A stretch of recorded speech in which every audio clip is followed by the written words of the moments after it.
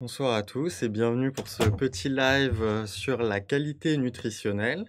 Donc du coup, je vais me présenter rapidement. Donc je suis Geoffrey Pouilly, je suis docteur en pharmacie, donc depuis 2014 à la faculté Paris-Descartes à Paris. Et j'ai effectué une formation de praticien naturopathe en 2019-2020. Donc ce n'était pas dans cette école malheureusement parce que j'ai fait une formation en présentiel sur Paris. Mais voilà, donc du coup, j'ai le double cursus, donc du coup, qui a beaucoup plu à l'école. Donc c'est pour ça que je suis ici, avec vous aujourd'hui, donc parce que j'ai effectivement ce double cursus qu'a présenté Anne, juste avant, scientifique, donc avec le diplôme en pharmacie et aussi naturopathe avec mon diplôme de praticien enfin mon diplôme, ma certification, comme elle l'a dit, de naturopathe. Alors ce soir, on commence du coup, sur la qualité nutritionnelle. Alors pourquoi la qualité nutritionnelle? Parce qu'on sait qu'un des piliers, fondamentaux de la naturopathie, c'est la nutrithérapie. Donc du coup, tout ce qui est, rééquilibrage de l'alimentation. Et ce soir, je vais vraiment m'intéresser sur, l'aspect qualité nutritionnelle parce qu'on va voir que malgré tout, on sait que nous sommes ce que nous mangeons. Donc bien sûr, je vais bien insister sur la qualité nutritionnelle et on apprend en naturopathie que l'aliment est notre premier médicament. Donc c'est vraiment la chose sur laquelle on va jouer en premier lieu quand vous consultez un naturopathe. Alors donc la qualité nutritionnelle. Donc je vais ce soir alors j'ai pas pu traiter tous les points qui a pu être présentés, sur pour ce live ce soir parce que comme, vous l'avez vu, il y a beaucoup, beaucoup de choses à dire, mais je me suis vraiment concentré ce soir sur la qualité nutritionnelle. Donc on va commencer, ce live par comment reconnaître un produit biologique et un produit naturel, parce qu'on verra que c'est pas tout à fait la même chose, au niveau législatif. Après, en deuxième lieu, on verra tout ce qui est pollution alimentaire et pour finir, en troisième partie, tout ce qui est additif alimentaire, donc ce qui est une grosse partie. Oui, bien sûr, je précise, vous pouvez, poser vos questions toujours dans le live, hein, j'essaierai de regarder et d'y répondre en même temps et vous avez toujours Mohamed, qui est là aussi pour effectivement encadrer, ce live. Donc pour commencer, la qualité alimentaire. Donc comme je vous le disais, il y a une législation en France qui est très stricte en matière d'étiquetage, donc comme nous le verrons un peu plus loin. Donc on sait qu'aujourd'hui la lecture des étiquettes permet de se renseigner sur différentes choses. Donc vous allez pouvoir voir les différentes méthodes de production employées, ainsi que les additifs alimentaires qui peuvent être présents dans les aliments. Bien sûr, les étiquettes aujourd'hui ne signalent pas encore tout ce qui est polluant alimentaire et ça on va voir qu'il y en a quand même encore beaucoup aujourd'hui. Donc il faut rester sur ses gardes, bien lire les étiquettes, même si je sais qu'en faisant ses courses, on n'a pas forcément le temps de lire toutes les étiquettes. Mais on verra que plus nous mangeons, une alimentation, non transformée et non industrielle, moins on a de risques de s'exposer, du coup, à tous ces polluants et à tous ces additifs alimentaires. Donc, vous voyez un bel exemple. Donc, en moyenne, une personne consomme chaque année, enfin consomme, ingurgite chaque année 2 kilos de produits et additifs polluants. Donc vous imaginez, ça représente quelque chose d'assez, énorme. Donc je sais qu'on mange beaucoup, mais quand même, ça représente une quantité assez, astronomique de petites molécules qui vont pouvoir interagir et entraîner, tout un tas de problèmes au niveau de notre organisme. Donc retenez bien ce chiffre, hein. Bon, bien sûr, c'est une moyenne, hein, ce sera complètement différent selon chaque individu. Mais ici, on voit très bien que c'est un chiffre quand même assez important et du coup assez inquiétant. Donc je vais ici commencer, comme je vous le disais tout à l'heure, par comment reconnaître un produit biologique et comment reconnaître un produit naturel. Donc on va voir la différence entre les 2. Donc on va ici commencer par la qualité organoleptique des aliments. Alors qu'est-ce que la qualité organoleptique? Donc la qualité organoleptique correspond à des traits que présentent les aliments, c'est-à-dire leur aspect, leur couleur, leur odeur, leur saveur, leur texture. Souvent, c'est des qualités qui font que nous allons apprécier ou non un aliment. Donc ici, tous ces critères, enfin, les aliments doivent donc répondre à des critères précis pour caractériser un produit naturel ou biologique. Donc on verra que tous ces aspects selon la législation, doivent être encadrés pour pouvoir répondre à, que l'aliment soit considéré comme biologique ou comme naturel. Donc, comment reconnaître un produit aujourd'hui biologique? Donc, depuis des quelques années maintenant, la législation a beaucoup évolué et on va voir que maintenant, ça permet effectivement de reconnaître facilement un produit étiqueté biologique. Donc, comme on le sait, tout produit biologique répond à un cahier des charges très précis, défini par la Commission européenne. Donc au niveau européen, on a principalement, 2 organismes qui sont EcoCert et Qualité France. Donc principalement EcoCert, on le retrouve, assez répandu, sur les étiquettes, hein. Je pense que beaucoup d'entre vous ont dû le voir, au quotidien en faisant leurs courses et Qualité France aussi, même si c'est un peu moins répandu. Donc qu'est-ce que vont faire ces organismes? Et ben, en fait, ils vont vérifier pour caractériser qu'un produit soit biologique, ils vont caractériser les méthodes de production. Tout ce qui est aussi comptabilité et facture, parce que aussi c'est important dans les méthodes de fabrication. Et pourquoi la comptabilité et les factures?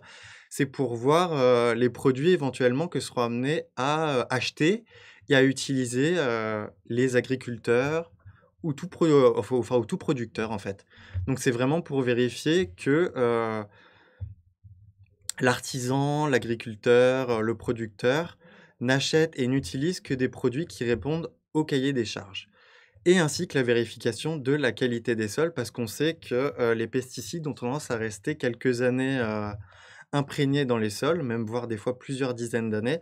Donc il faut vraiment une étude assez poussée de la qualité des sols pour justement pouvoir, avoir cette certification de produits biologiques. Donc on sait qu'un produit biologique répond, comme je le disais juste avant, au cahier des charges. Donc on va trouver sur les produits biologiques le logo AB, qui veut dire issu de l'agriculture biologique. Et maintenant, depuis quelque temps, on a la mention obligatoire qui est la mention de l'organisme certification avec la mention, comme on le voit ici, certifié. Donc vous avez la certification AB agriculture biologique et après vous avez le certifié, donc là on a FR, ça veut dire pour France, bio et cetera, c'est le numéro. Donc agriculture française parce qu'on pourra voir que vous avez aussi des cahiers des charges par pays et que vous avez aussi des certifiés par, d'autres pays éventuellement de l'Union européenne, voire, des fois il y a même écrit hors Union européenne. Ça veut dire que c'est des produits qui viennent encore d'un peu plus loin. Donc, depuis 2010, donc un logo européen apparaît sur tous les produits certifiés biologiques, donc c'est ce que je disais juste avant, avec la mention d'un organisme certificateur qui est maintenant obligatoire, donc depuis 2010. Et on trouve aussi aujourd'hui des associations indépendantes qui peuvent aussi être mentionnées comme, une qui est assez répandue, Nature et Progrès. Bon, il y en a bien d'autres, hein, mais c'est vraiment une, Nature et Progrès est vraiment assez répandue dans le milieu de la certification des produits biologiques. Donc après, pour poursuivre, donc un produit biologique, donc pour des produits, par exemple, parce que là, c'était pour les produits, comment dire? Classiques que je vous parlais, donc pour tout ce qui est fruits et légumes, viande, poisson et cetera. Mais qu'en est-il des produits transformés? Eh ben, les produits transformés sont certifiés biologiques que s'ils contiennent au moins 95 de produits issus de l'agriculture biologique. Et vous allez me dire: «Mais qu'est-ce qu'adviennent les 5 restants?» Eh ben, en fait, le pourcentage restant doivent être des additifs naturels autorisés. Donc bien sûr, un produit certifié bio transformé sera totalement, comment dire? Contiendra totalement des produits biologiques. Sauf que 95 seront des produits issus de l'agriculture biologique et le reste, ce peuvent être des additifs naturels. Parce qu'on verra tout à l'heure qu'il y a des additifs alimentaires qui sont chimiques et ici, c'est que l'utilisation d'additifs dits naturels autorisés.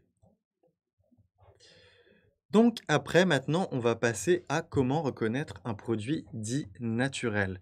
Alors, quelle est la différence entre un produit dit biologique et un produit dit naturel? Donc, un produit naturel, lui, ne contient pas d'additifs de synthèse.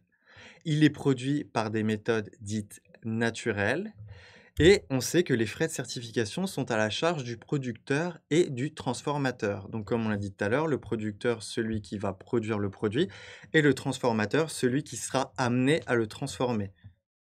Donc pour les produits dits transformés. Alors j'essaye de regarder, pour l'instant il n'y a pas de questions, n'hésitez pas à poser des questions si vous en avez. Donc pour la suite, le produit naturel est naturel donc selon ses caractéristiques organoleptiques, comme on a pu le voir tout à l'heure. Donc c'est-à-dire l'aspect, l'odeur, la couleur, la forme, et cetera. Mais ici, il n'y a pas vraiment de législation définissant un label produit naturel. Donc là, j'ai mis bon, vous trouvez sur certains produits des petits labels comme celui que j'ai mis en dessous, mais c'est pas vraiment des labels, reconnus. Il n'y a pas vraiment de législation encore, aujourd'hui qui détermine un produit dit naturel. Donc des tests énergétiques capables ou maintenant qu'on a défini donc tout ce qui est produits biologiques et produits naturels, je vais passer du coup aux tests énergétiques capables de définir du coup la valeur biologique de l'aliment. Donc j'espère que pour vous ça a été clair, la différence entre produits biologiques et produits naturels. N'hésitez pas si vous avez des questions. Donc pour tout ce qui est test, énergétique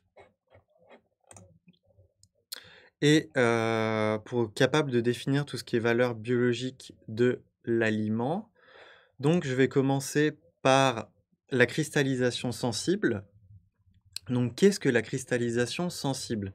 La cristallisation sensible, en fait, c'est qu'on va diluer dans une solution de chlorure de cuivre, donc des aliments qui peuvent être la viande, du poisson, des fruits, des légumes. Bon, bien sûr, ça va être des produits qui vont être réduits, sous forme, liquide, hein. Ça va être des produits qui vont être, broyés. Donc après évaporation, il y a formation de ce qu'on appelle de cristaux de chlorure de cuivre et en fait, c'est en analysant les dessins de cristallisation qui vont être de nature variable que l'on va pouvoir déterminer la valeur biologique d'un aliment. Donc comme on le voit ici, vous voyez, il y a des cristallisations donc qui sont faites dans des espèces de boîtes de pétri, hein. C'est des petites boîtes en verre avec des petites bordures, donc sur lequel il y a la solution de chlorure de cuivre dans lesquelles on va diluer du coup notre solution, alimentaire, broyée et après on laisse le tout s'évaporer et ça va former des cristaux en fait qu'on voit ici, donc différents dessins de cristaux et c'est ces dessins de cristaux qui vont permettre de déterminer éventuellement la qualité alimentaire. Donc comme on le voit ici juste après, donc quand il y a peu ou pas de cristallisation, donc comme on le voit ici en dessous, on dit que l'aliment est mort.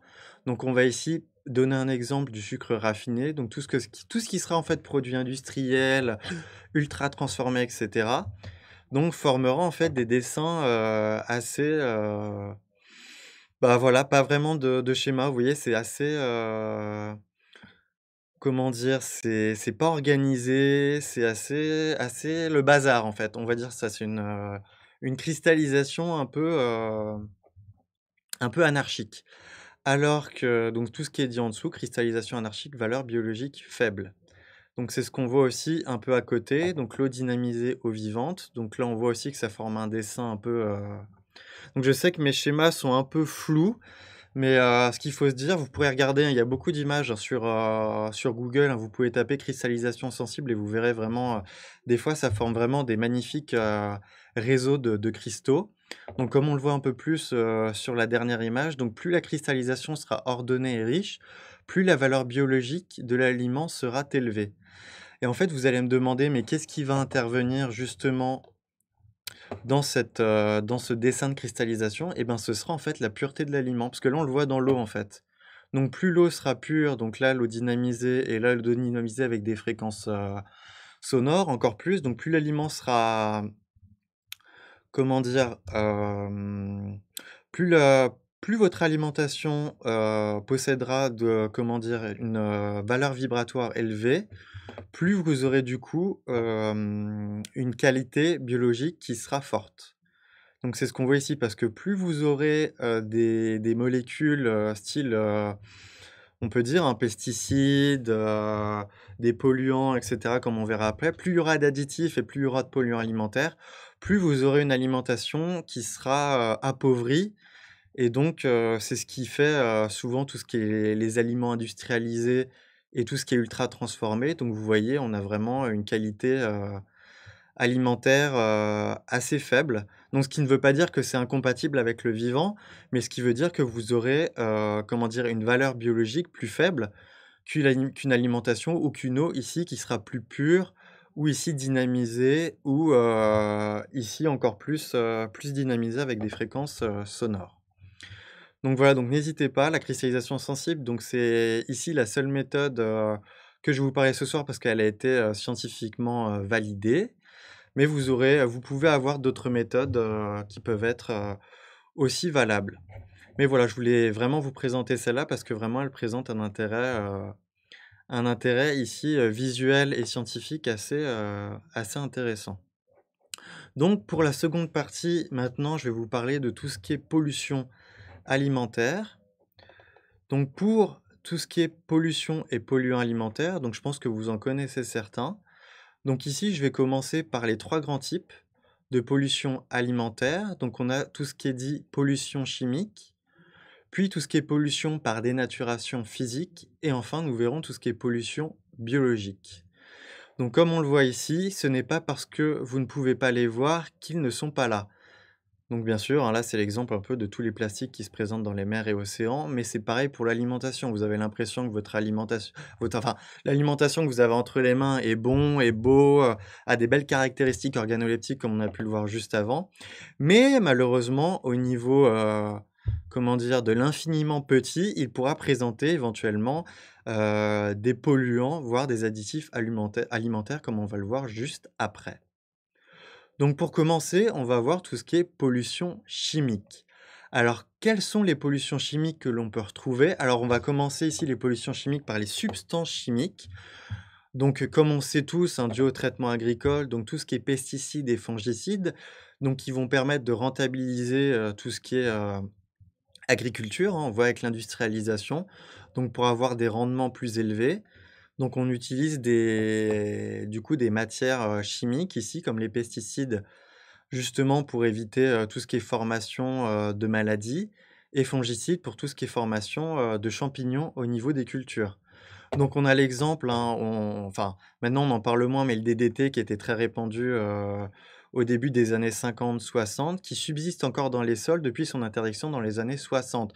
Donc comme je vous le disais tout à l'heure, quand, les organismes de certification doivent analyser les sols, bah, justement c'est à cause de ça, parce que les pesticides durent des années. Donc vous voyez depuis les années 60, ça fait plus de 60 ans, que le DDT a été, interdit et on le retrouve encore au niveau des sols et on le retrouve encore dans les dosages, au niveau même de l'organisme, de certains individus. Donc c'est ce qu'on appelle la rémanence. Donc la rémanence, c'est justement, le maintien d'une quantité faible d'un pesticide sur plusieurs années, en fait. C'est qu'on en retrouve encore dans le sol, malheureusement aujourd'hui. Et on en retrouve aussi, comme je le disais, à faible dose dans l'eau et les aliments. Donc on peut en retrouver dans l'eau, qui peuvent être, du robinet quand celle-ci n'est pas assez contrôlée et aussi dans certains aliments et on sait que tout ce qui est ici pesticides et fongicides auront des effets dits œstrogènes-like. Donc qu'est-ce que veut dire œstrogène-like? Œstrogène-like, ça veut dire simplement en fait que ces molécules auront des effets œstrogéniques, ça veut dire qu'ils agiront au niveau de notre organisme comme des hormones, donc comme l'œstrogène.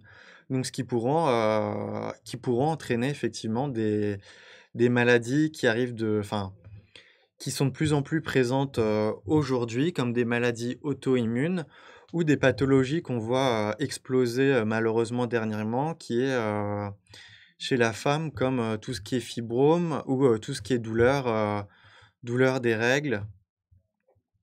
Donc, c'est tout un tas de symptômes. Ça pourrait aussi agir chez l'homme, mais, c'est vrai que chez la femme, ça a un effet, assez retentissant et ça pourra aussi avoir des effets effectivement sur, la reproduction et éventuellement, traîner des effets, au niveau, des hormones, donc chez la femme enceinte et ainsi que chez le nouveau-né.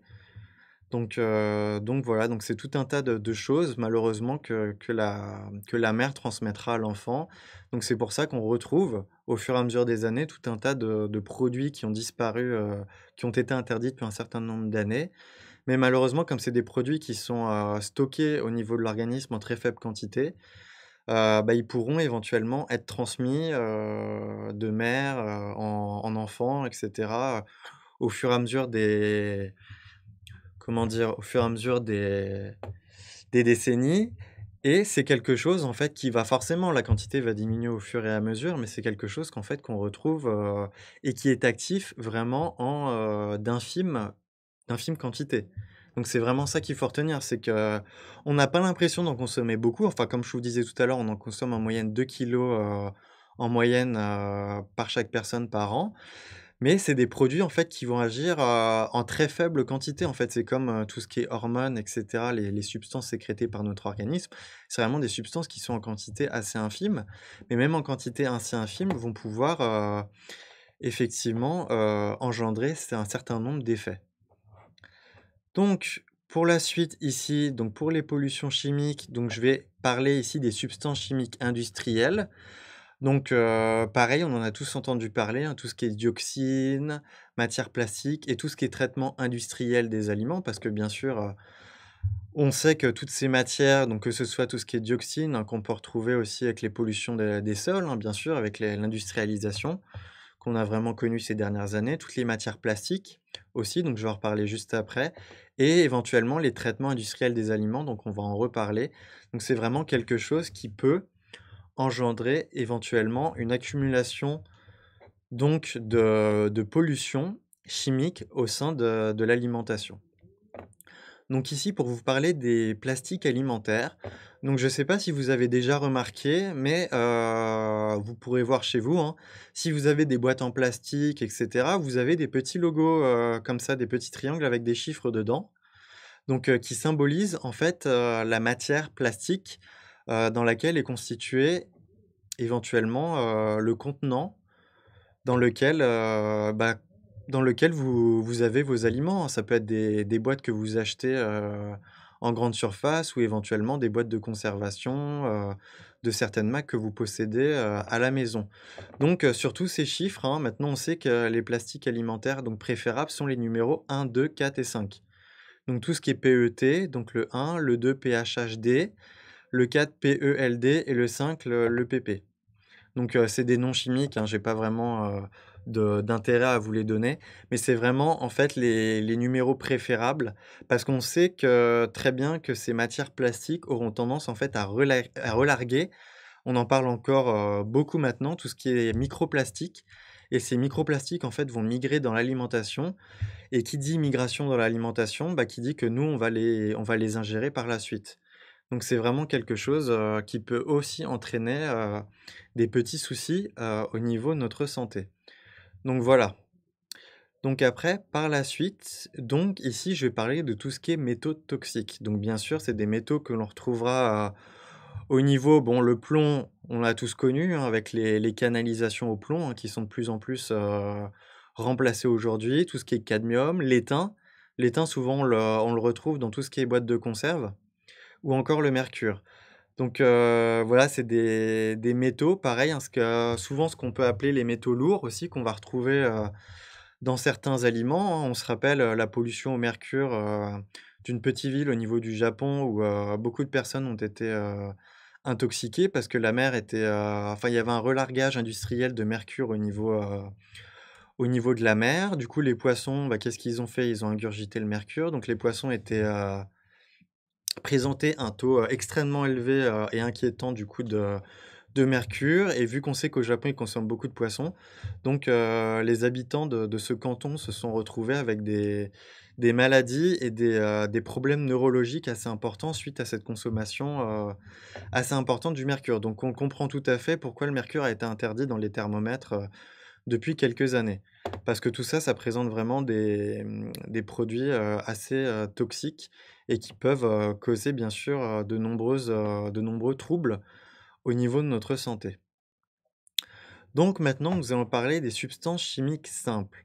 Donc ici, je vais vous parler de tout ce qui est nitrate, phosphate et dérivés chlorés. Donc les nitrates et nitrites, par exemple, qui sont ici des conservateurs que l'on retrouve souvent sur tout ce qui est charcuterie ou jambon, hein. Maintenant, on sait qu'on voit beaucoup, hein, surtout dans les jambons blancs. En ce moment, hein, toutes les marques essayent de justement supprimer tout ce qui est nitrate et nitrite qui sont des conservateurs. Donc au niveau, on les retrouvera beaucoup, hein, dans tout ce qui est charcuterie, et viande crue et cetera et bah, qu'est-ce qu'ils font? Bah, dans l'organisme, en fait, ils vont former des dérivés cancérigènes. Donc ici, comme je vous le disais avant, hein, c'est la quantité, hein, bien sûr, que l'on va ingurgiter qui va entraîner des problèmes, hein, au fur et à mesure, hein. C'est pas parce qu'on consomme une fois un jambon avec du nitrate, hein, que l'on aura des problèmes, en particulier. Là, vraiment, ce qu'il faut retenir, c'est que tous les polluants que je vous présente, ce soir, on va le voir, faut vraiment, enfin, ils peuvent entraîner des troubles, bien sûr, en faible quantité, mais c'est bien sûr, au niveau de l'accumulation et au niveau de l'accumulation, donc bien sûr, de la consommation et de l'accumulation des quantités au niveau de donc des concentrations au niveau d'autres organismes qui pourront, aboutir justement à des problèmes, de santé, assez importants par la suite. Donc maintenant, je vais vous parler de tout ce qui est, pareil, problème, donc transformation des aliments par tout ce qui est dénaturation physique.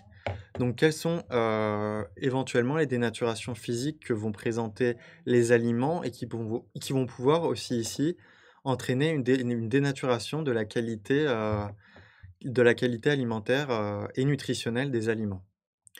Donc pour commencer, on va parler de l'irradiation qui est principalement utilisée dans l'industrie alimentaire pour éliminer, l'apparition des germes. Donc, l'irradiation, pour vous faire un exemple, bah, c'est ce que vous utilisez chaque jour, au niveau de votre, micro-ondes. Donc on sait que c'est des ondes, hein, et que le micro-ondes a été inventé, de base, je crois que c'était par les Russes pour la Seconde Guerre mondiale et au départ qui n'était pas du tout faite pour chauffer, hein. Mais vu qu'ils se sont rendus compte que ça avait un fabuleux, pouvoir, chauffant, donc c'est quelque chose qui s'est retrouvé, bah, au niveau, des ménages, donc et maintenant, quasi tout le monde possède des micro-ondes, à la maison.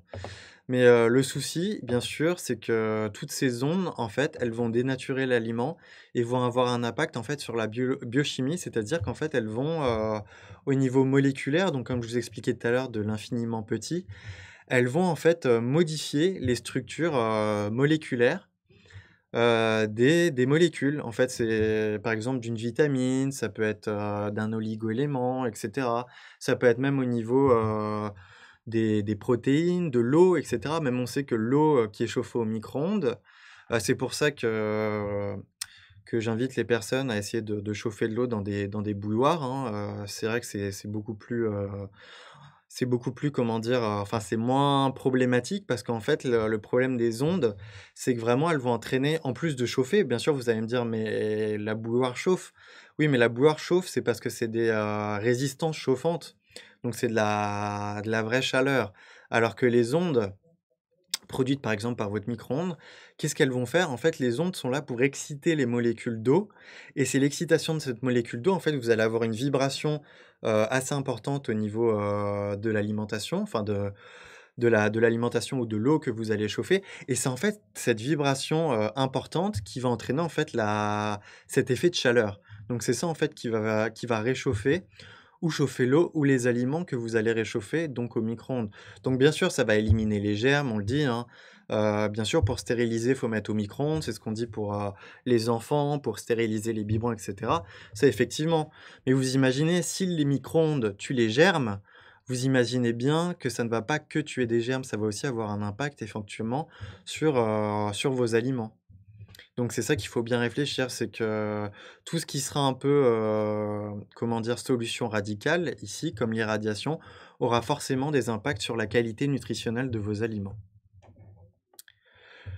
Donc comme je vous le disais juste avant, donc la dénaturation par le chauffage peut entraîner l'apparition de molécules dites nocives, donc par dénaturation de la structure spatiale, donc c'est ce que je vous expliquais des molécules, ceci en modifiant la forme. Donc en fait, en modifiant la forme parce qu'en fait notre, organisme, quand vous avalez des aliments, bien sûr, ils vont se transformer en toutes petites molécules au niveau de notre système digestif et ce qu'il faut savoir, c'est que ces petites molécules vont pénétrer au niveau de notre, système digestif pour pouvoir agir dans notre organisme. Parce que comme je vous disais tout à l'heure, notre organisme se régénère grâce à quoi? Grâce à notre alimentation. Donc vous imaginez bien que si vous ingurgitez des molécules qui ont été transformées, donc qui ne sont pas vraiment reconnues par notre organisme, parce que notre organisme est fait pour reconnaître des molécules dites naturelles, donc c'est-à-dire dites non transformées. Donc vous imaginez que si vous apportez à l'organisme, on va dire des petites briques comme des Lego qui ne sont pas compatibles les uns avec les autres, vous voyez? Donc vous allez forcément vous retrouver avec des molécules qui vont être, comme je le disais bien, incompatibles avec le vivant. Donc qu'est-ce que ça va faire? C'est-à-dire que les molécules ne vont pas pouvoir interagir les unes avec les autres et vous allez pouvoir, sur le long terme, vous retrouver avec des carences. Donc même si vous mangez à votre faim ou même si vous pensez manger, correctement, il s'avère que si la qualité nutritionnelle des aliments n'est pas encore ici correcte, vous pouvez vous retrouver, effectivement avec des carences parce que, comme on le voit, juste en dessous, heu la dégradation donc d'un nombre de vitamines qui est ici les vitamines dites thermosensibles, donc c'est-à-dire tout ce qui est vitamine A, B1, B9, C et la vitamine E, ainsi que la vitamine B12, mais ici qui résiste plus. Et bien sûr, c'est des vitamines qui vont tous vous parler, parce que c'est des vitamines qui sont aussi assez importantes, hein, comme d'autres, pour notre, organisme et pour notre vitalité. Donc on voit très bien en fait que si vous chauffez trop, d'une façon trop importante vos aliments, donc que ce soit au micro-ondes ou bien sûr ici je parle thermosensible, c'est-à-dire sensible à la chaleur. Donc même si vous les chauffez trop à dans votre casserole, ces aliments-là vont perdre ces vitamines. Donc c'est vraiment des choses, ici importantes à prendre en compte. C'est-à-dire que, la méthode dont vous allez cuisiner vos aliments aura un impact finalement sur la qualité nutritionnelle des aliments que vous avez. Parce que même si vous achetez des aliments qui ont une qualité nutritionnelle importante, si par la suite vous avez des méthodes de préparation et des méthodes de cuisson qui ne sont pas adaptées, vous allez vous retrouver avec des aliments qui sont totalement, appauvris, comme on a pu le voir. Appauvri comme on pouvait le voir avec la cristallisation sensible juste avant, appauvri en nutriments essentiels et vous allez vous retrouver avec, comment dire? Des aliments, nutritionnellement, qui tendent vers des produits, entre guillemets, «morts» quoi. C'est-à-dire qui ne possèdent plus vraiment une qualité nutritive, optimale. Vous aurez bien sûr toujours des nutriments, les protéines, les glucides, des lipides qui vont se retrouver dedans, mais bien sûr qu'il faut penser qu'il y a aussi des vitamines, des oligoéléments qui sont aussi essentiels pour notre organisme et pour, permettre un renouvellement cellulaire, donc le renouvellement de nos cellules optimales et tout ça, bien sûr, permet de nous maintenir, en bonne santé. Donc vraiment tous ces aspects ont une importance assez importante, au quotidien. Donc bien sûr, ce que je dis là, c'est pas quelque chose qui va être, important si c'est quelque chose anecdotique. Mais vous imaginez quelqu'un qui va consommer au quotidien des produits industriels réchauffés au micro-ondes, tous les jours, vous imaginez bien, l'impact que ça aura sur sa santé par rapport à quelqu'un qui va cuisiner des produits frais, de façon, comment dire? Non dénaturante, c'est-à-dire en utilisant par exemple, de la vapeur, à basse température. Donc toutes ces méthodes-là vont permettre en fait de, maintenir une qualité nutritionnelle importante. C'est pour ça qu'on conseille, également de consommer des aliments crus. Donc c'est-à-dire chaque jour d'essayer de manger, donc je sais, vous allez me dire les crudités, les salades, c'est surtout, l'été. Mais c'est vrai que c'est important, au quotidien d'essayer de manger, tout ce qui est crudité ou des fruits frais, enfin pour vraiment nous apporter, une qualité nutritionnelle, plus importante que des produits qui se retrouveront, cuits. Parce qu'en fait, dès que les produits seront cuits, transformés, vous allez forcément perdre en qualité nutritionnelle. Donc vous allez forcément perdre des vitamines, des oligoéléments. Donc c'est quelque chose d'assez important au quotidien d'essayer de consommer des produits, crus et frais. Donc pour continuer, on va passer, aux 3 qui sont les pollutions biologiques. Donc, qu'est-ce qu'ici je caractérise, excusez-moi, comme pollution biologique? Eh ben, on va commencer par tout ce qui est, les OGM, donc les organismes génétiquement modifiés. D'ailleurs, j'ai bien aimé l'image, juste en dessous, hein, la pomme avec, toutes les piqûres un peu en dessous, hein. Je pense que tout le monde se reconnaîtra, ces derniers mois, malgré les quelques vaccins, qu'on a dû endurer, ces derniers temps. Je ne citerai pas pour quel nom, mais voilà. Donc tout ce qui est OGM, tout ce qui est vaccin et l'alimentation du bétail. Donc bien sûr, ici, je parle des vaccins faits, aux animaux. Parce que nous aussi, nous avons des vaccins, mais les animaux, d'élevage vont éventuellement aussi recevoir quelques vaccins, au moment, bah, de leur élevage. Donc l'alimentation des animaux. Donc la valeur biologique, comme on l'a vu juste avant, d'une viande ou du lait dépend également fortement de l'alimentation des animaux. Donc oui, je vous rajoute encore une couche, hein. Parce que tout à l'heure, je parlais également de notre côté, mais ici, ça va vraiment être la méthode de production qui va, entraîner également quelques petits, dérèglements au niveau de la qualité nutritionnelle de nos aliments. Donc, la valeur biologique ici va forcément dépendre de l'alimentation du bétail, donc des animaux. Parce que cette alimentation aura un impact sur la présence d'allergènes ou de toxines dans le lait, par exemple. Donc on sait que, il y a eu des études, hein, faites là-dessus, que, le lait, peut être, différent selon, enfin peut présenter différentes molécules selon l'alimentation que présentera enfin qu'aura la vache. Par exemple, si une vache est élevée avec des produits, comme on l'a vu, de bonne qualité, biologiques, avec une qualité nutritionnelle importante, et ben, le lait sera, nutritivement de meilleure qualité. C'est comme, par exemple, le lait maternel. On sait tous que le lait maternel est le lait le plus adapté aux nourrissons et on sait que le lait de vache, c'est un lait qui a été, fabriqué par la vache pour justement la nutrition, des veaux. En fait, c'est ça, donc vous imaginez bien que chez l'homme, dans le lait de vache, vous aurez des concentrations de molécules et des molécules différentes par rapport au lait maternel et c'est pour ça que même un certain nombre, d'adultes présentent, bah, des comment dire? Des incompatibilités avec le lait, donc présentent des intolérances, voire même des allergies. C'est parce que, l'adulte, enfin normalement constitué, n'est normalement plus fait pour consommer du lait parce que, l'adulte au début de sa vie, donc tout ce qui est bébé et en petite enfance présente, une molécule, une enzyme qui s'appelle la lactase et qui va permettre justement la digestion du lactose présent dans le lait et on sait aujourd'hui qu'un certain nombre de présentent des intolérances du coup au lactose, ou des allergies même qui peuvent, bah, produire des inconforts ou voire même, des problèmes digestifs, voire des problèmes respiratoires. Donc on voit ici que l'alimentation des animaux, donc aura un impact assez important également, donc sur la présence ici d'allergènes ou de toxines dans le lait que nous pouvons consommer au quotidien. Donc les vaccins et les antibiotiques que reçoivent, les animaux ont aussi un impact parce que comme je le disais tout à l'heure, c'est des produits qui vont également se retrouver, dans les aliments que nous allons consommer au quotidien. Donc, là par exemple, il y avait l'exemple du lait, de la viande, donc, tout ce qui est alimentation d'élevage pourra éventuellement contenir donc maintenant on voit beaucoup aussi tout à l'heure je vous parlais du nitrate, mais on voit beaucoup aussi maintenant des jambons, sans antibiotiques ou, moins d'antibiotiques et cetera. Parce que c'est vrai que l'élevage, intensif a eu tendance à utiliser énormément toutes ces substances et vous allez me dire quels sont les impacts, chez nous? Et ben, en fait, c'est des substances qui vont aussi avoir les mêmes effets chez l'homme.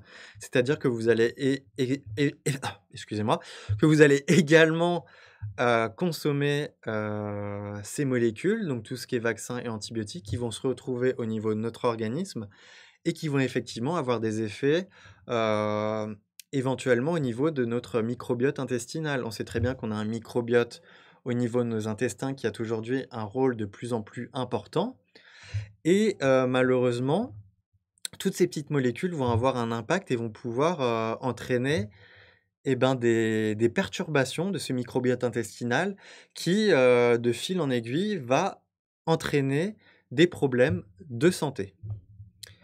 Donc je vais pas pouvoir détailler tout ça aujourd'hui, mais c'est vraiment quelque chose qui aura un impact assez, important par la suite. Donc on a aussi dans les pollutions biologiques tout ce qui est par les OGM, donc tout ce qui est par les organismes génétiquement modifiés et qu'est-ce que ça pourra entraîner? Donc on sait que c'est des organismes qui ont été, intégrés dans notre alimentation assez récemment, Donc nous n'avons pas vraiment un recul assez important pour, connaître l'impact que ça peut avoir globalement sur notre organisme. L'introduction du coup de tous ces nouveaux gènes dans l'alimentation et on pourra aussi retrouver tout ce qui est moisissures et bactéries, bien sûr, qui peuvent sécréter des toxines nocives. Donc c'est pour ça qu'il est assez, conseillé de ne pas consommer tout ce qui est, fruits et légumes et même, aliments qui présenteraient tout ce qui est moisissures, ou même, traces de, comment dire? De pullulation, bactérienne. Parce que toute présentation de bactéries ou de moisissures peut entraîner, comme on l'a vu, la sécrétion de molécules nocives qui peuvent entraîner, comme on l'a vu, tout à l'heure, tout un tas de troubles, pareil, au niveau de notre organisme. Donc maintenant, je vais aussi, comment dire? Parler des additifs alimentaires. Donc, je me préparais parce que c'est une assez grosse, partie, parce que c'est quelque chose qui est assez, présent dans notre alimentation aujourd'hui et on a de plus en plus de recul, vis-à-vis des additifs alimentaires et des effets que ça peut entraîner sur, notre organisme. Donc pour commencer les additifs alimentaires, je vais commencer par traiter tout ce qui est colorants alimentaires.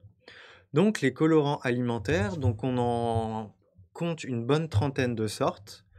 Donc ici, je vais vous parler des plus problématiques. Donc oui, les colorants alimentaires, bien sûr, pour les définir rapidement, c'est ce qui va donner de la couleur à vos aliments. Donc comme on le disait tout à l'heure, dans les caractéristiques organoleptiques, la couleur est importante. Donc pour donner éventuellement, un aspect plus attrayant, plus appétissant à, nos aliments, donc l'industrie agroalimentaire va utiliser ces colorants justement pour donner des couleurs attrayantes et appétissantes à certains aliments. Donc ici, je vais en présenter certains, hein, je les ai pas fait tous, mais ici les plus problématiques, on pourra retrouver, la tartrazine. Donc vous avez, généralement les petits chiffres E102, donc les E avec un chiffre derrière, hein, c'est souvent ce que vous avez justement dans les étiquettes de ce que je vous ai parlé en début, de la présentation. Donc sur toutes les étiquettes alimentaires, vous retrouverez justement la liste des constituants et également la liste des additifs alimentaires. Donc il y a juste les polluants qu'on a vus justement qui ne sont pas présents, mais la liste des additifs, normalement, est présent car elle est obligatoire aujourd'hui sur les étiquettes des aliments. Donc la tartrazine, on a aussi le jaune orangé E110, le rouge cochenille E124 qui peuvent provoquer ici des réactions allergiques. Donc certaines personnes peuvent réagir à ces molécules, donc bien sûr comme je le disais tout à l'heure présentes en infime quantité, mais qui vont, permettre, hein, donc là, vous voyez, vous avez un beau jaune, d'une paella, industrielle, donc là il y a un colorant qui a été rajouté. Où là, vous voyez bien, des fraises, heu, des fraises en bonbons, hein. Bien sûr, je ne pointe pas de marque en particulier, hein, c'est plusieurs, enfin, je veux dire, c'est des produits qui sont utilisés par plusieurs marques, pour des produits différents. Donc, je vous donne vraiment là des exemples, assez marquants pour certaines choses. C'est pour que ça vous parle, hein. Mais il faut vraiment que vous reteniez que ça concerne, beaucoup d'aliments.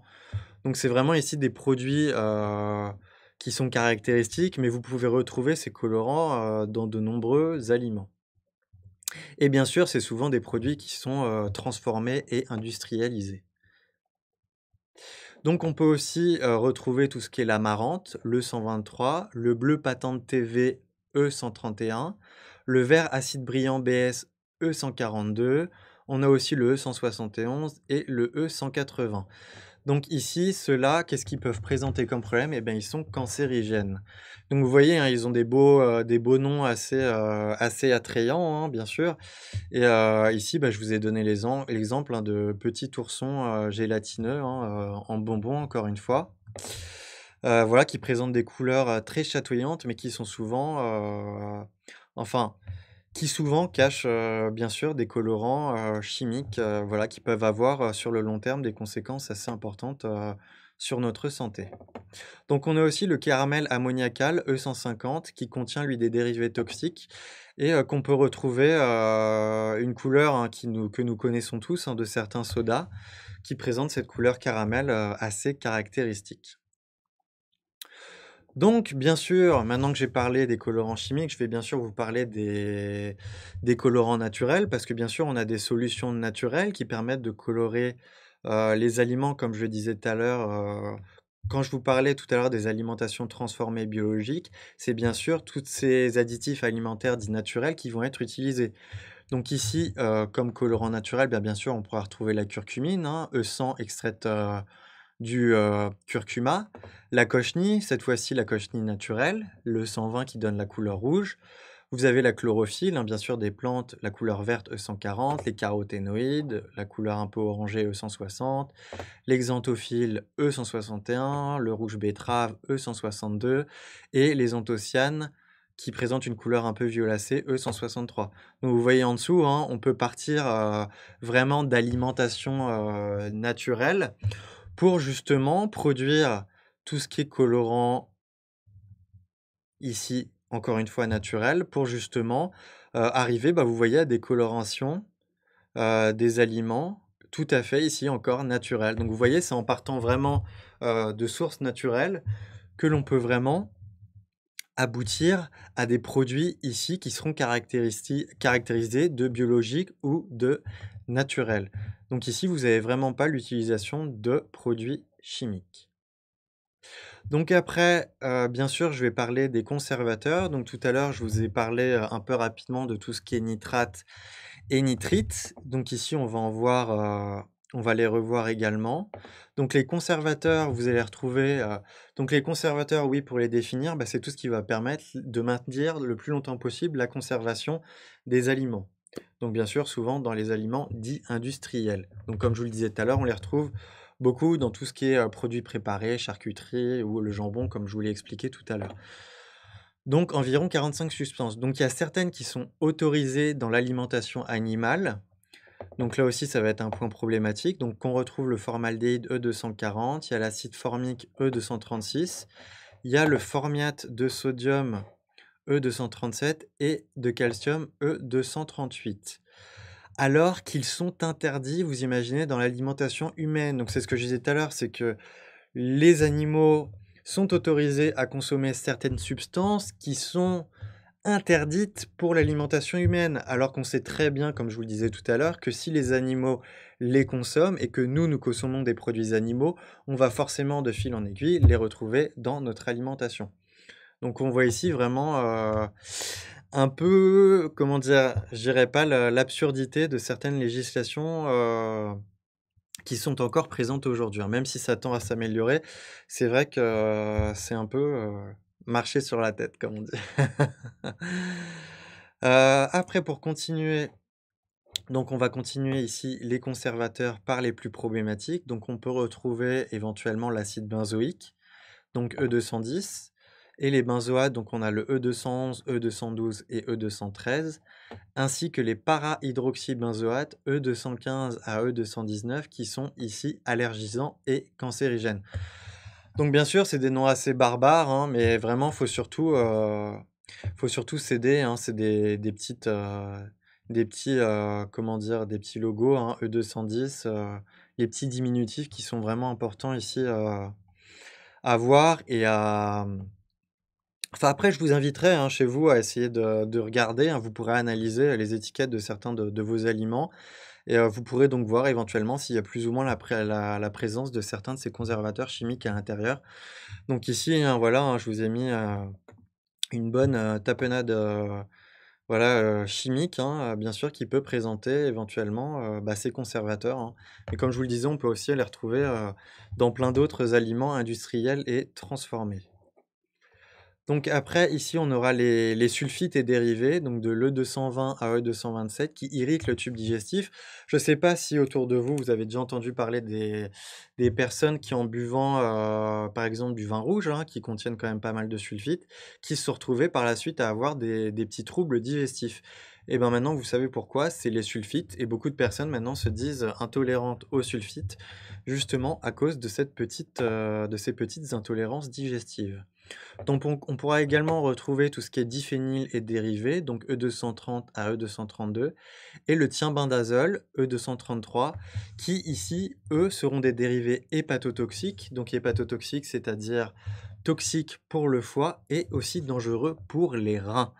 Donc vous voyez ici que c'est quand même des produits, parce que le foie et nos reins sont des organismes un peu de détoxication, donc c'est des organismes qui vont, épurer notre sang, pour justement éliminer des déchets et on va voir ici que c'est des organismes du coup qui sont, les premiers touchés justement par ces molécules, chimiques et qui peuvent justement entraîner des troubles de santé qui peuvent être ici assez, importants par la suite. Donc pour continuer les conservateurs, on a ici, comme je vous le disais tout à l'heure, tout ce qui est nitrite et nitrate. Donc vous avez de l'E249 à l'E252 qui sont encore une fois ici cancérigènes et hémolytiques, c'est-à-dire qu'ils auront un effet délétère sur les globules rouges. Donc les globules rouges, hein, pour préciser, c'est des petites molécules qui se retrouvent dans notre sang et qui permettent à notre corps d'être oxygéné, donc à la circulation de l'oxygène, donc de l'air au niveau de notre organisme. Donc c'est quand même un effet assez important et qui peut être assez problématique sur le long terme. Donc par la suite, maintenant, je vais passer au bon côté qui est caractérisé par les conservateurs dits naturels. Donc on trouve ici principalement l'acide sorbique et ses dérivés, donc le sorbet, le sorbitol, du E200 à E203.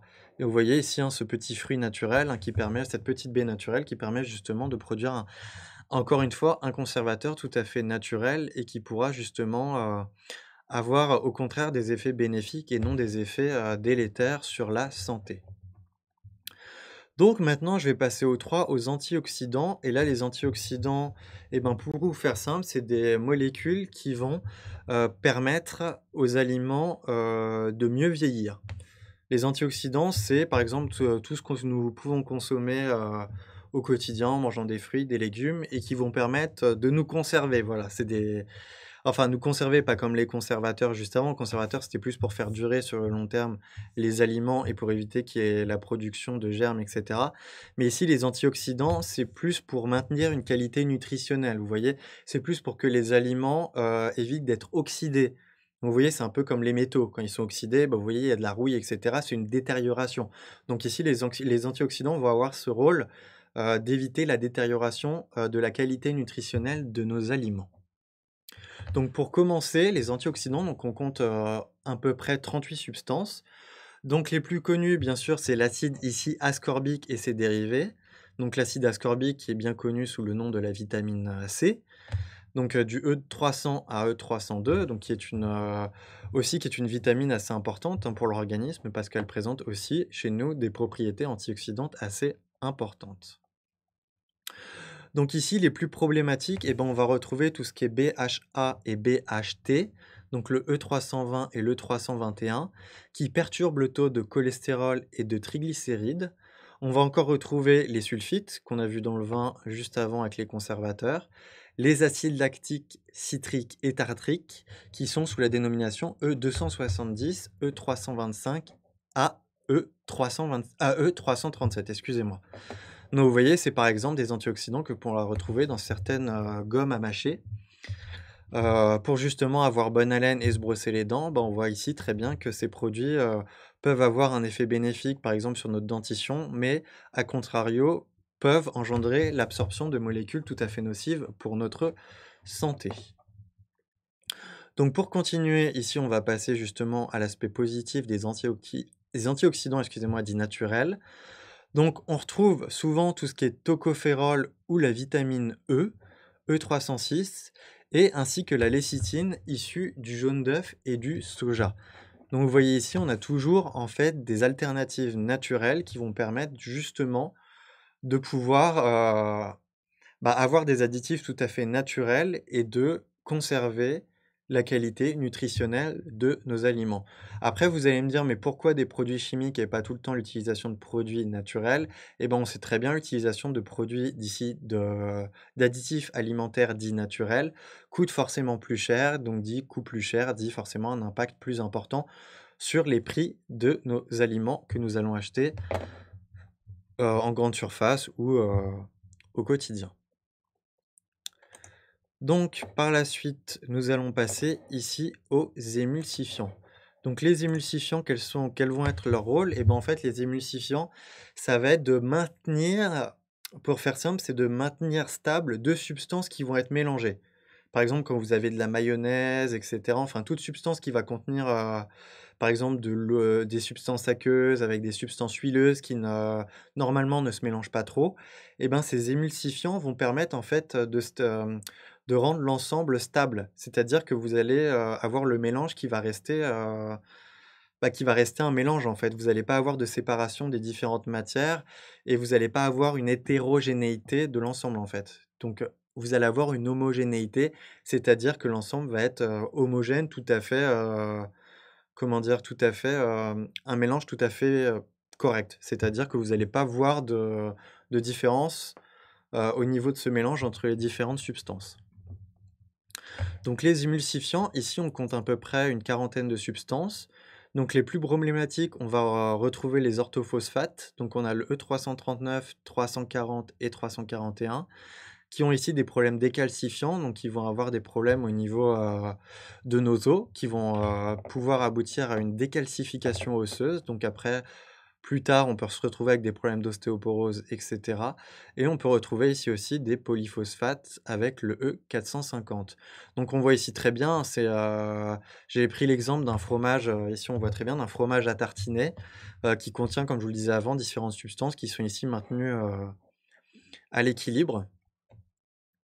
Donc voilà pour les simulsifiants, un peu ce que je voulais vous dire, et pareil que pour les autres substances, on va pouvoir retrouver aussi les dérivés de la cellulose, donc E460 à E466 qui sont irritants pour le tube digestif, et on a les émulsifiants chimiques de E470 à E483, les esters et dérivés de l'acide stéarique qui provoquent des troubles digestifs et rénaux.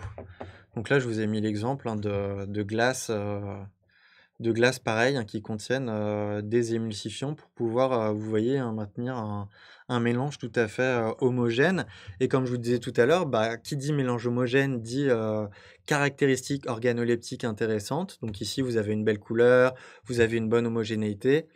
Donc, comme le montre l'image, ça donne un aspect tout à fait appétissant. Là, ça donne l'envie de manger une glace, vous voyez?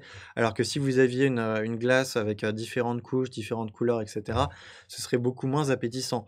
Donc, c'est pour vous dire que tous ces additifs alimentaires, sont rajoutés par l'industrie, agroalimentaire pour justement, apporter des, des caractéristiques organoleptiques qui vont ici donner un aspect, tout à fait appétissant, à vos petits, aliments industriels et ultra transformés.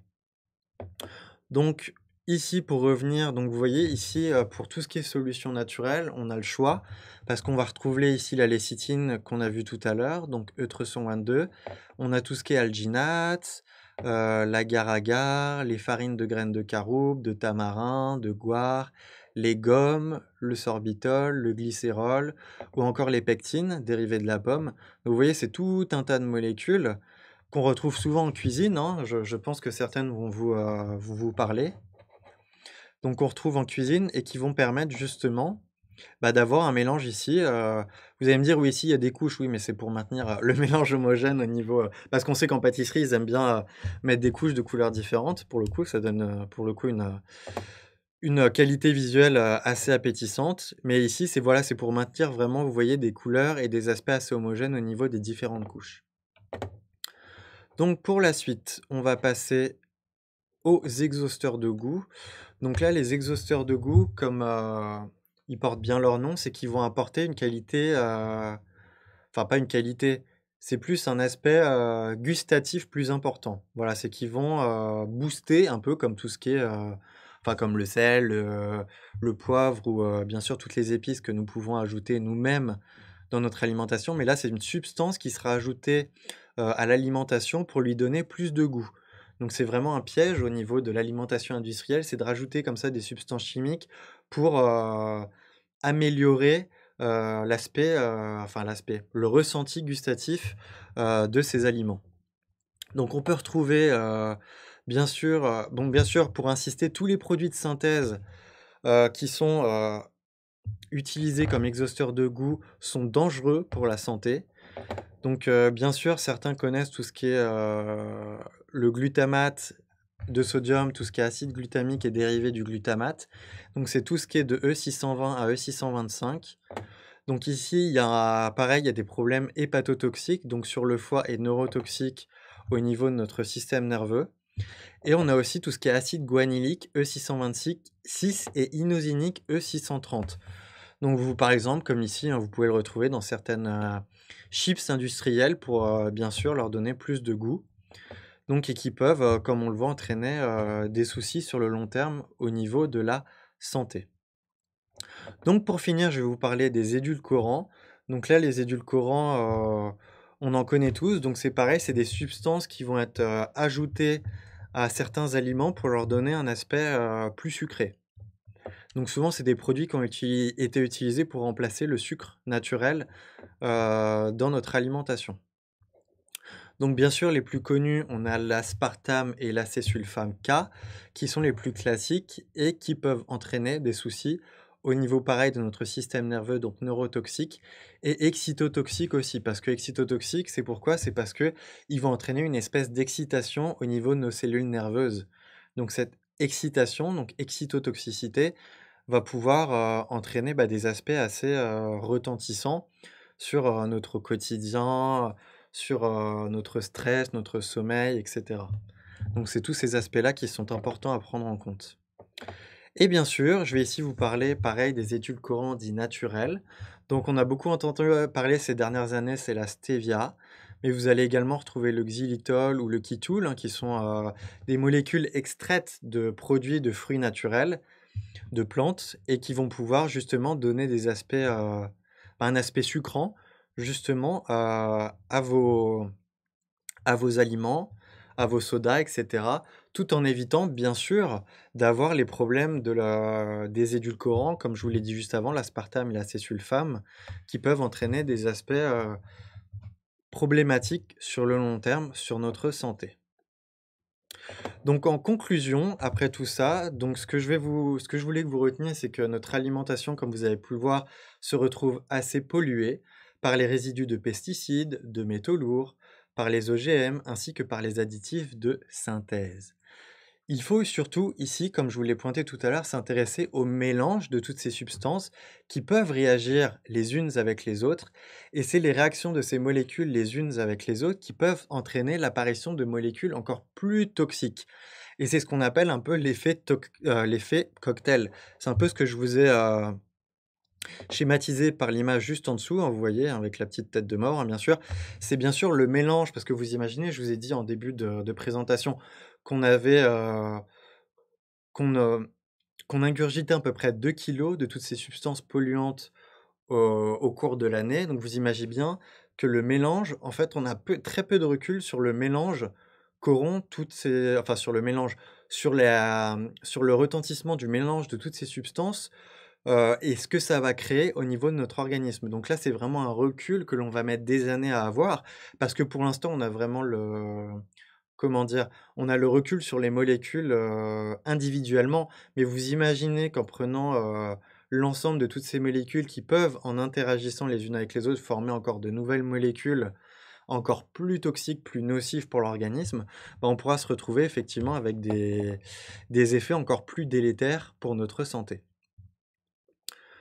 Donc les solutions, bien sûr, donc comme je vous le disais tout à l'heure, la solution la plus, facile, je dirais, qui n'est pas si facile que ça, mais la solution la plus, comment dire? Qui est la plus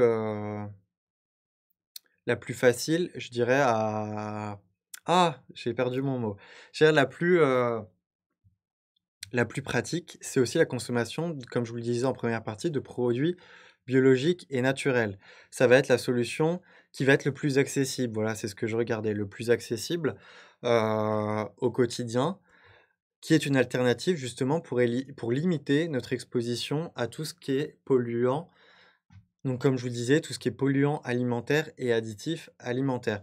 Donc plus vous consommerez au quotidien une alimentation variée, équilibrée et bien sûr plus vous cuisinerez, moins vous serez exposé à tout ce qui est pollution chimique et additifs alimentaires que l'on retrouve dans les produits souvent industrialisés et ultra transformés.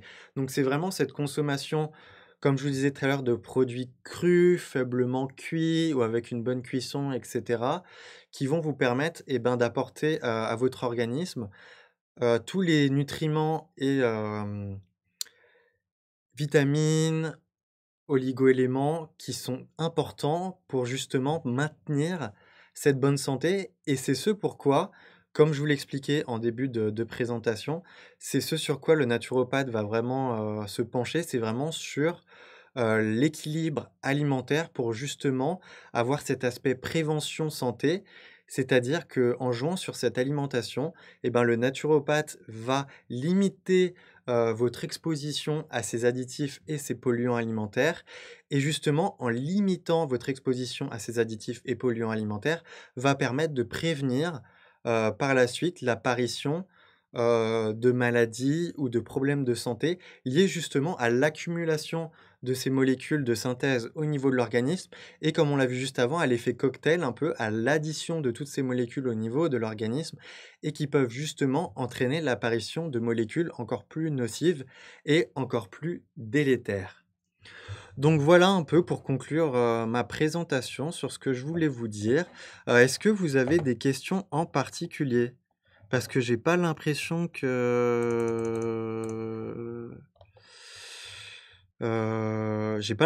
le chat ait évolué pour moi, donc je sais pas si Mohamed, a noté des questions ou pas parce que j'ai l'impression que mon chat a été bloqué, depuis tout à l'heure, donc je sais pas, à moins qu'il y ait eu aucune question ou aucun commentaire, donc je ne sais pas, je suis un peu démuni par rapport à tout ça. Donc voilà, donc je vais attendre, voir un peu les retours, s'il y a quelque chose ou pas, parce que je vois, toutes les questions de tout à l'heure, mais je ne peux pas aller plus bas. Donc je sais pas du coup si, le chat est bloqué ou pas. Mais en tout cas, j'espère que cette, présentation a été claire et voilà, mais n'hésitez pas si vous avez des questions. Je sais que je vous ai, donné, un tas de connaissances et de molécules un peu chimiques pas faciles à appréhender, à première vue, mais c'est vraiment pour vous donner, un aspect d'ensemble qui va vous permettre justement, un aspect d'ensemble qui va vous permettre d'avoir des notions justement sur les polluants et les additifs alimentaires que vous allez pouvoir rencontrer au quotidien, voilà, dans votre alimentation. Donc j'espère en tout cas que ce live vous a plu et n'hésitez pas, hein, si vous avez des questions. Donc je vais juste aller voir, si éventuellement il y en a eu ou pas. Donc je reviens dans 2 petites secondes.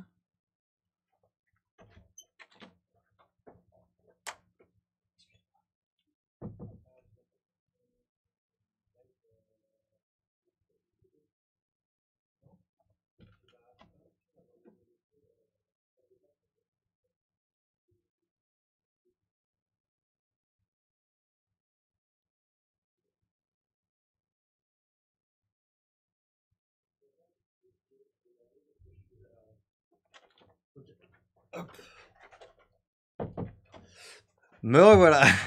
Alors attendez, on m'a dit de rafraîchir la page pour voir parce qu'effectivement moi je n'ai plus en direct, et j'ai perdu attendez, lecture, message, tac, tac, tac et ouais, mais j'ai plus le chat du coup.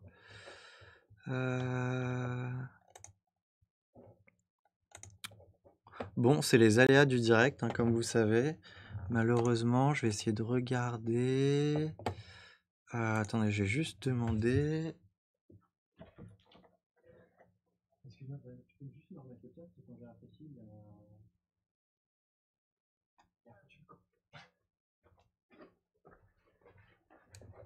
Juste là, tu vois, j'ai juste les. Tiens. Ah voilà, ok.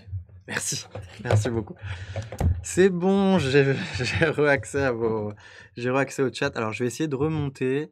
Donc n'hésitez pas à remettre vos questions par la fin parce que du coup j'ai tout à revoir. Mais c'est bon, je vois vos questions, maintenant, donc je peux y répondre.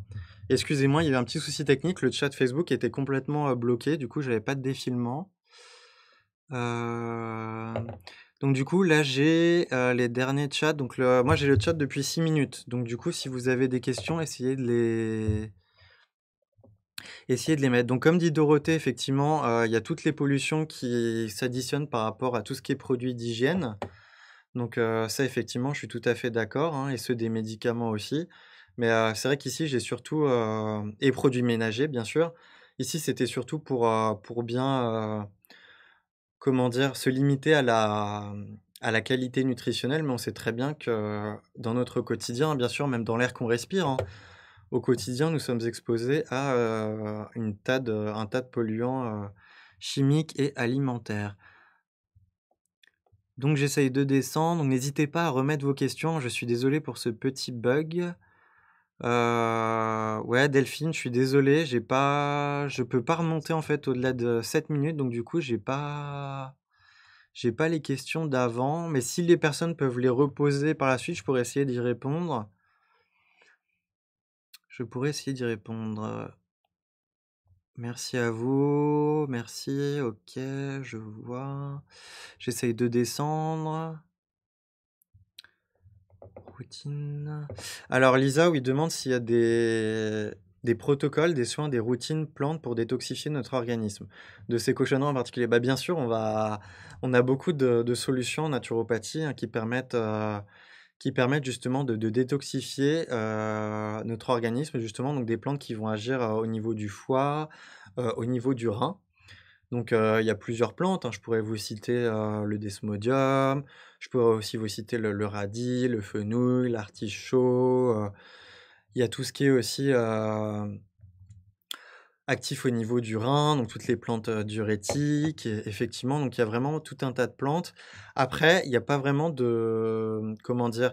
Il y a pas vraiment de solution universelle. Comme je disais, c'est la naturopathie, permet aussi d'avoir des solutions, personnalisées, et adaptées, pour chaque personne. Donc c'est vraiment des choses, que qui vont être amenées à être données, vous voyez, personnellement.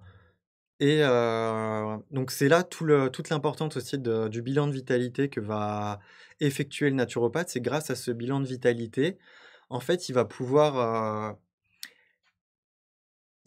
identifier, les différents, soucis que la personne peut rencontrer et et aussi par la suite proposer les solutions les plus adaptées.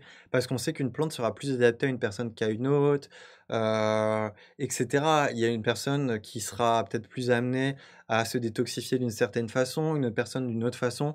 Donc vraiment, il faut retenir que la naturopathie, vous avez bien sûr des plantes qui ont des caractéristiques, mais ce qu'il faut bien retenir, c'est qu'ici, chaque plante ne va pas forcément correspondre à toutes les personnes. Donc c'est là toute l'importance effectivement d'avoir, un conseil personnalisé et adapté, parce que c'est en ayant un conseil personnalisé et adapté que vous aurez une réponse qui sera le plus, efficace possible au niveau de votre organisme. Donc c'est vraiment ça qu'il faut noter. Attendez, je reviens. Alors attendez, je remonte.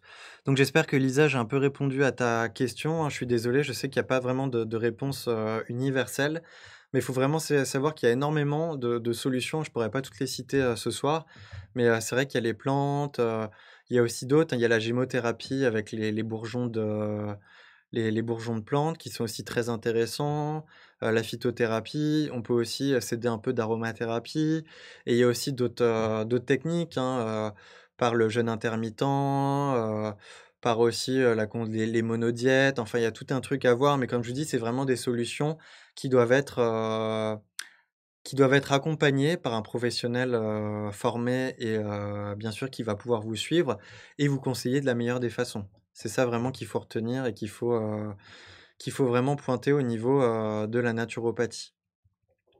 Donc quelle méthode de réchauffage des aliments conseillez-vous? Bah, moi personnellement, oui, j'ai un peu, banni le micro-ondes depuis, que j'ai fait ma formation de naturopathie et éventuellement je réchauffe, oui, c'est ça, mes aliments au four ou à la casserole tout simplement. Quelle est la meilleure cuisson? Alors ça, c'est une très bonne question. Donc moi, j'utilise bien sûr maintenant, un appareil qui s'appelle, je pense que certains le connaissent peut-être, qui est le Vitaliseur de Marion Caplan. Donc, je le dis pas pour citer de marque, hein, mais c'est parce que c'est, quelque chose d'assez, comment dire? Précis et qui permet justement une cuisson à la vapeur à basse température. Donc, c'est vrai que ça permet, bah, de cuire, tout ce qui est légumes, les fruits, le poisson, la viande, les œufs. Donc vous pouvez cuire, vraiment pas mal de choses dedans. Donc c'est une méthode, en fait, ça a été breveté parce qu'en fait, c'est comme un couscoussier, hein, mais celui-ci, il a une forme qui permet justement l'évacuation de la vapeur à une certaine température et c'est pour permettre justement, de limiter, la température de cuisson à, 100 degrés. Donc justement, on sait que c'est une température qui va limiter, je vais pas dire que ça va empêcher, hein, mais ça va limiter justement les pertes, de nutriments essentiels. Donc par la suite, Bleu Blanc Cœur est-il un bon label pour les viandes, œufs et lait? Alors c'est comme, le label rouge et cetera, donc c'est des labels qui vont vous permettre, c'est des labels, donc chaque label a un cahier des charges qui va, demander, justement aux producteurs de certaines contraintes, comme on l'a vu tout à l'heure, au niveau de la production, de la qualité, de l'alimentation des animaux et cetera. Donc ça va forcément être quelque chose, de mieux qu'un produit sans label, mais on sait maintenant qu'aujourd'hui que le label, biologique est le label le plus exigeant vis-à-vis de justement des polluants alimentaires. Donc de tout ce que je vous ai, mis tout à l'heure.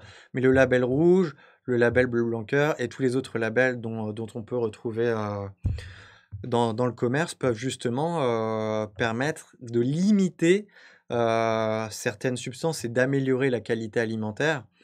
Mais aujourd'hui, oui, vous aurez pas mieux que les labels biologiques. Alors on me demande: «Que pensez-vous de la sève de bouleau?» Bah, la sève de bouleau, c'est une très bonne justement façon de faire une détox, hein. Souvent les gens font des cures de sève de bouleau, bien sûr en ce moment, au printemps et au début de l'automne. Donc moi pour moi, je trouve ça très bien, donc il y a pas de raison particulière de s'en passer. En plus, c'est un verre à prendre chaque jour. Enfin, c'est un petit goût, je sais pas si vous en avez déjà bu, j'en ai déjà bu, mais c'est un petit goût, voilà, pas déplaisant pour moi, donc après voilà, c'est à chacun de tester, mais c'est vrai que c'est une très bonne façon de se détoxifier, au quotidien. Alors Carole, mais la détox n'est pas conseillée pour tous. Alors oui, en fait, il y a différents types de détox, mais la naturopathie, va surtout, se concentrer sur des détox dites douces, en fait, qui vont être adaptées à votre organisme, qui vont pouvoir, vous accompagner au quotidien. Ce ne sera pas des détox, de façon assez brutale et c'est pas des détox qui vont vous rendre, plus mal que vous ne l'êtes, en fait, hein. Le naturopathe, normalement, est là pour, pour améliorer votre terrain, donc pour améliorer, comment dire? L'équilibre de votre organisme et de votre physiologie. Donc non, normalement, il y a pas de souci de ce côté-là, la détox, on peut l'appliquer à tout le monde, mais comme je dis, elle est applicable à tout le monde si le conseil est adapté et personnalisé à la personne. C'est pour ça qu'il faut éviter de faire les détox, qui sont sur internet, dites, miracles, parce qu'elles ne seront pas éventuellement adaptées à votre physiologie et les détox qu'on trouve sur internet sont souvent un peu trop justement, un peu trop brutales et peuvent entraîner, des stress physiologiques assez importants. Donc on me reparle du micro-ondes, donc quel que est l'impact, dans l'usage de la décongélation sur l'alimentation?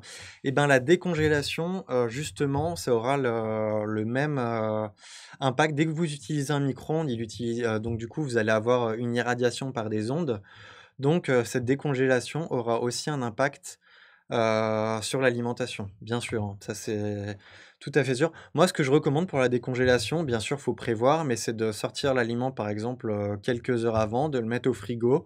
Comme ça, il va pouvoir se décongeler tranquillement, tout doucement et bon, bien sûr, il faut le prévoir à l'avance, mais c'est vrai que c'est une façon assez importante. Sinon, vous pouvez faire une décongélation, bien sûr, au four et des gens aussi font des décongélations, Aussi à la casserole avec une chaleur douce ou à la poêle, enfin voilà, vous avez des solutions, éventuelles. Après je suis pas là pour dénigrer le micro-ondes, hein, c'est vrai que c'est une utilité, assez agréable pour des cuissons rapides, mais c'est vrai que pour l'utilisation quotidienne, ça peut éventuellement, donc je dis bien ça peut, hein, j'ai pas de bien sûr, ça va pas toujours, causer des troubles, donnés, pour toutes les personnes utilisant un micro-ondes, mais je veux dire par là que c'est vrai qu'une utilisation, fréquente d'un micro-ondes peut entraîner, des petits soucis, éventuellement. Donc là, merci beaucoup. Donc ouais, c'est ça, un renfort de la santé, une bonne hygiène alimentaire et bien sûr, c'est en complémentation, hein. C'est pour moi, c'est complémentaire, hein, d'une médecine allopathique. C'est pour ça que je suis aussi, enfin que de base, je suis docteur en pharmacie, donc pour moi, c'est une utilisation tout à fait, complémentaire de la médecine allopathique et de la médecine, dite naturopathique. En particulier sur l'organisme, et ben, en fait, les données, les études pour, déterminer l'impact d'une molécule en particulier sur un organisme, comme demande Charlotte, en fait, ça va être, bah, souvent des études in vivo, donc comme on l'a vu tout à l'heure, ça peut être des études en boîte de pétri, sur des organismes et bien souvent sur des animaux, hein, malheureusement. Ils vont pas faire ça sur l'homme, directement et c'est comme ça qu'on pourra voir quels sont les effets, d'une molécule donnée, sur des, tissus vivants. Donc voilà, c'est surtout principalement ça. Donc, je regarde encore le chat. Merci, bah, merci à tous, hein, merci à tous. Donc oui, Lisa, dit bien que le goût est inégalable avec cet appareil, donc je pense bien qu'elle parle du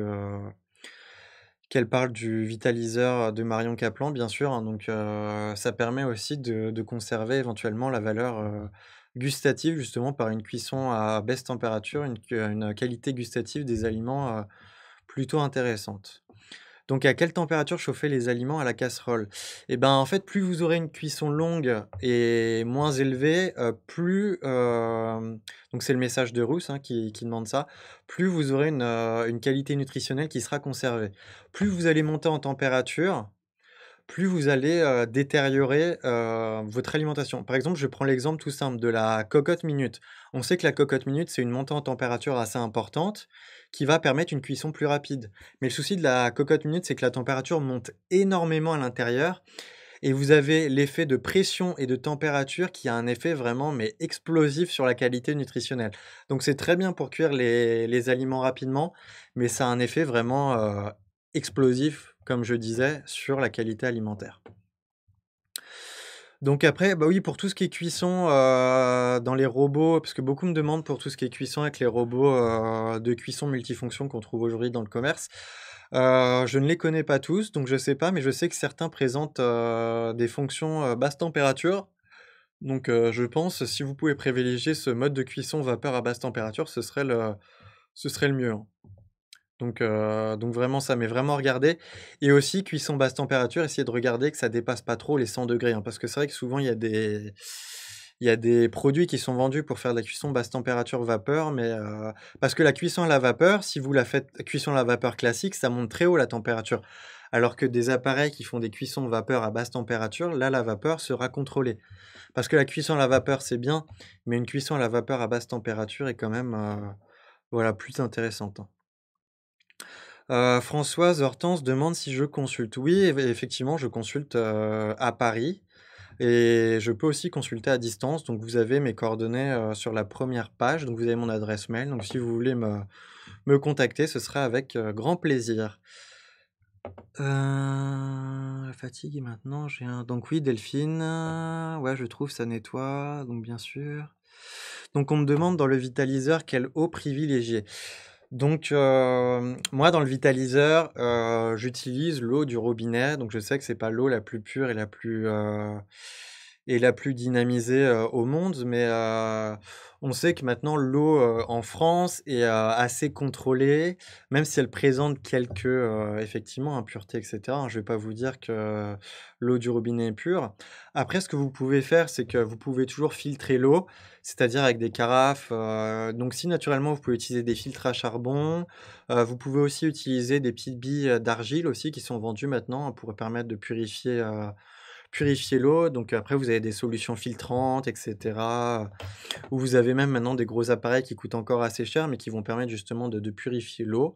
Mais moi, j'utilise l'eau du robinet parce qu'en fait, donc je vais reciter l'exemple du vitaliseur de Marion, c'est qu'en fait, l'eau va monter dans le vitaliseur, donc les aliments se situent sur un tamis au-dessus, donc elle va monter, elle va un peu, du coup, l'eau va chauffer les aliments et elle va retomber par les côtés et en fait, ça va permettre, en faisant ça, de récupérer, des substances un peu, nocives qui se retrouvent, du coup, dans ces aliments et ces substances nocives vont se retrouver dans l'eau en bas.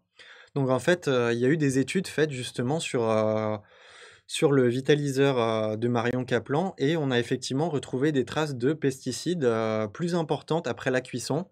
Donc ce qui prouve bien que cette cuisson-là va permettre justement d'éliminer, quelques résidus qui peuvent se retrouver, dans les aliments, bien évidemment.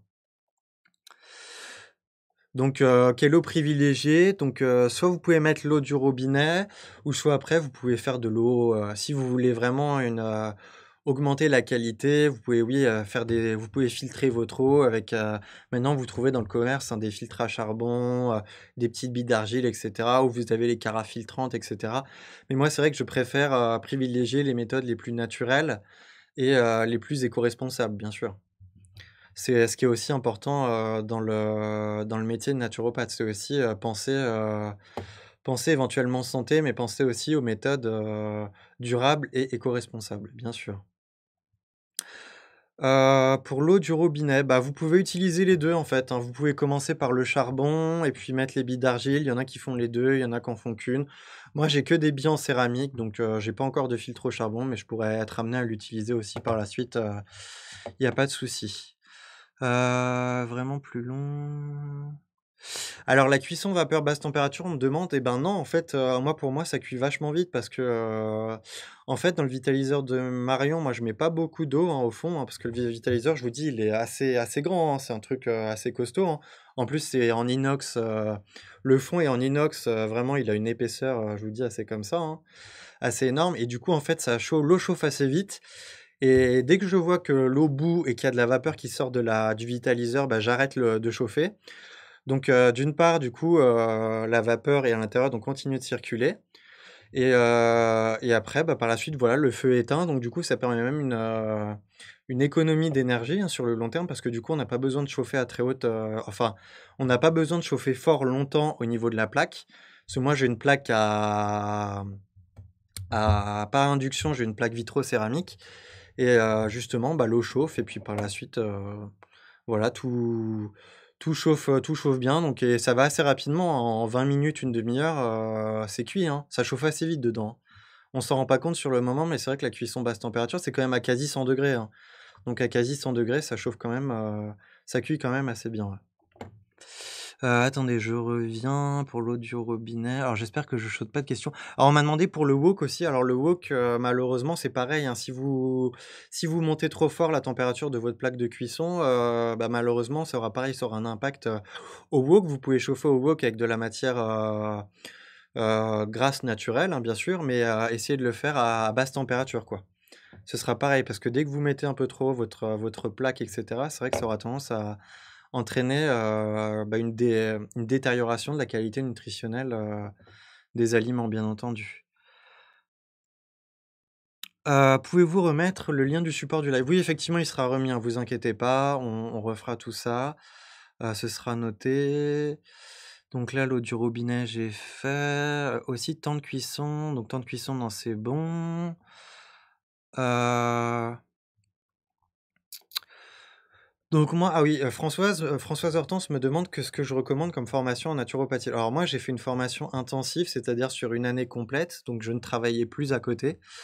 Mais, éventuellement, comme disait Anne tout à l'heure, si vous avez un travail ou une, activité à côté, il est éventuellement, sage de penser éventuellement à une formation, comme l'a précisé Anne, sur plusieurs mois, hein, parce que c'est quand même des programmes assez lourds. Moi, j'avais déjà une formation, pharmacie, avant, donc du coup, j'avais des facilités, justement pour, suivre ce cursus. Mais, Françoise Hortense, moi, ce que je vous répondrais, c'est vraiment de voir ce qui vous parle le plus. Comme vous disiez, Anne, c'est de voir avec un conseiller, de voir ce qui vous plaît le plus, le rythme qui vous plaît le plus et heu et voilà, voir si le programme de l'école vous parle, voir aussi si les formateurs de l'école vous parlent. C'est beaucoup de feeling aussi dans la formation, parce que je pense que c'est important d'avoir, vous voyez, ce feeling avec les formateurs, avec l'équipe pour justement, optimiser votre formation. Parce que si vous vous plaisez vraiment et si vous êtes avec des personnes qui qui permettent, de vous expliquer, de vous apprendre les choses clairement et simplement, vous allez forcément gagner du temps et vous aurez une formation qui sera d'autant plus efficace par la suite, ouais. Natacha me demande où achetons-nous le vitaliseur que vous avez cité? Alors vous pouvez taper, sur Google vitaliseur de Marion, donc Marion comme Marion et vous tomberez sur son site en fait, hein, donc il y a pas de souci, ouais. Donc voilà, comme Carole le dit en dessous, sur le site de Marion Kaplan, donc ça voilà. N'hésitez pas, vous pouvez le faire sans souci. Donc voilà. Est-il pertinent de filtrer et redynamiser l'eau en bouteille? Alors si Lisa, pour répondre à ta question, si tu achètes le Monroucou, oui effectivement tu peux redynamiser l'eau, hein. Parce que le Monroucou, pour ceux qui connaissent pas, c'est une des eaux, les moins minéralisées qu'on peut trouver, hein, comme eau de source, donc elle est très peu minéralisée. Donc elle est aussi très bonne pour les eaux des biberons des bébés parce que justement il y a peu de minéraux dedans, donc il y a moins de soucis au niveau rénal et cetera. Mais c'est vrai que le Monroucou est une eau assez bien et par la suite, oui, vous pouvez la mettre en carafe avec des billes d'argile et cetera pour, effectivement la redynamiser, donc il y a pas de souci. Mais après, comme je dis tout à l'heure, moi, question éco-responsable, je me limite maintenant à consommer de l'eau en bouteille plastique parce que, bien sûr, hein, il y a le plastique déjà dedans et on sait, comme je vous le disais tout à l'heure, les matières plastiques ont tendance à relarguer des microplastiques, dans l'eau. Donc, même si vous consommez une eau en bouteille, très pure et cetera, vous n'êtes pas à l'abri qu'il y ait des microplastiques qui se soient, infiltrés dans l'eau, en fait, hein. En très faible quantité, mais vous pouvez quand même en retrouver, ça c'est sûr. Ah oui, alors Nadia me parle de l'omnicuiseur, ouais, de l'omnicuiseur Vitali. L'omnicuiseur, ouais, j'en ai entendu parler aussi. Donc il permet aussi de faire des cuissons à basse température. Donc c'est une cuisson infrarouge ici, donc c'est pas une cuisson vapeur à basse température. Et éventuellement, comme le dit Nadia, les aliments gardent leur texture et leur goût, donc c'est aussi un très bon mode, de cuisson, hein. Il y a pas que le vitaliseur de Marion, hein, vous avez plein d'autres, je le citais parce que moi je l'utilise, hein, c'était juste pour vous dire ce que moi j'utilise au quotidien. Mais j'avais aussi regardé l'omnicuiseur, éventuellement. Par contre, il a un budget quand même un peu plus conséquent, quoi. Vous pouvez aussi regarder, hein, sur internet, hein, vous le trouverez sans problème, mais voilà, sans souci. Alors pour l'eau, oui, effectivement, il y a l'osmose inverse, la dynamisation après, voilà, avec les bouteilles, pour le vortex et cetera. Ça, je suis bien d'accord avec, Nadia, encore une fois. Heu alors pour Françoise Hortense, je veux pas citer, non, de nom, en particulier, ici, mais si vous voulez plus d'informations, vous envoyez-moi un mail et je vous le dirai sans souci, hein, mais comme je vous disais, même moi, avant ma formation, du coup, cette école n'existait pas, hein, parce que j'ai fait ma formation en 2019-2020. J'ai regardé plusieurs écoles de naturopathie avant de me décider et je me suis vraiment, intéressé à celle qui proposait, le cursus qui me plaisait le plus en fait, qui me parlait le plus. C'est ça qui est important en fait. Faut vraiment aller, vers qui nous enfin non. Ah! Je m'embrouille, c'est la fatigue, excusez-moi. Ce qui nous parle en fait, c'est surtout ça, c'est vraiment quelque chose, d'assez important et c'est ce que je conseillerais vraiment aux gens, c'est, aller vers une formation qui vous parle. C'est le plus important. Si la formation ne vous parle pas, ça ne sert à rien de le faire parce que vous allez vous décourager et ce sera pas bénéfique pour vous au final, quoi. Donc faut vraiment aller vers des gens, voilà, qui sont, vers une équipe pédagogique qui soit dynamique, qui soit, comme je vous disais tout à l'heure, qui permettent de vous expliquer les choses de façon simple, de façon ludique et qui vous permettent justement par la suite, d'apprendre des choses de façon plus facile, plus efficace. Donc il y a tout ça qui est assez important, ouais. Donc par la suite, donc il y en a qui disent: «Oui, effectivement, l'omnicuiseur est complémentaire avec le vitaliseur». Ça, je suis bien d'accord. Donc je crois qu'on est arrivé au bout des questions. Alors je sais pas si vous avez d'autres questions ou pas. J'espère que j'ai répondu à toutes les questions. J'espère ne pas en avoir sauté. Voilà, n'hésitez pas à me dire si vous en avez encore. Je vois qu'au fur et à mesure le nombre baisse, hein. Je vois qu'il se fait tard, hein. Ça fait quasi, 2 heures que nous sommes en live, hein. Je suis désolé pour cette longueur, mais bon, je préférais répondre à vos questions et le faire de façon claire et précise. Donc j'espère que vous avez apprécié, tout ça. Mais en tout cas, voilà, c'était top, c'était, j'espère, clair et précis et voilà, je pense que qu'on est bon. Donc en tout cas, merci à vous, hein, je tenais à vous remercier. N'hésitez pas du coup à contacter, un conseiller, l'école ou même moi-même, hein. Vous avez mes coordonnées, au début de cette présentation, sur la qualité nutritionnelle et voilà, je tenais vraiment à vous remercier. Ah oui, alors sur la dernière question, je ne comprends pas ce qu'est de l'eau dynamisée. En fait, de l'eau dynamisée, c'est souvent de l'eau qui est agitée, en fait. Vous allez agiter de l'eau, que ce soit en bouteille ou dans une carafe et ça va pouvoir redonner, en fait, comment dire? Un aspect